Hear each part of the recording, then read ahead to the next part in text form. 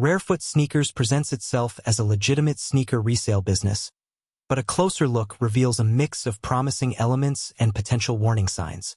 On the surface, the company appears well organized. It's registered in the United States and claims to physically inspect every pair of sneakers at a fulfillment center in Hong Kong before shipping them out. They highlight a quality control process that involves checking build quality, packaging, and overall accuracy compared to what's listed on their website. Rarefoot also offers a 14-day return policy, which, in theory, gives buyers some protection if they're not satisfied with their purchase. However, various user reports and online discussions raise legitimate concerns. For example, some customers have stated that the quality control photos they received weren't unique to their order, suggesting a lack of personalized inspection. Others have reported poor communication, delays in shipping, and inconsistent customer service.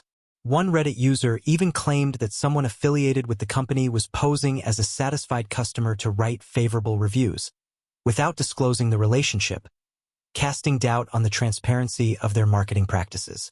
Additionally, trustworthiness analysis tools have flagged the website due to its low online visibility, relatively recent domain registration, and potentially suspicious registrar history. All of these factors contribute to a sense of risk. While Rarefoot may not be a blatant scam and does seem to deliver products in many cases, the inconsistencies and lack of full transparency make it a questionable choice for buyers who prioritize clear communication, authentic quality control, and trust. If you're considering purchasing from them, it's best to approach with caution, use secure payment methods, and be prepared for the possibility of follow-up issues post-purchase. Alright, that wraps up my review on Rarefoot Sneakers. Hopefully, this gave you a better idea of what to expect before you spend your money.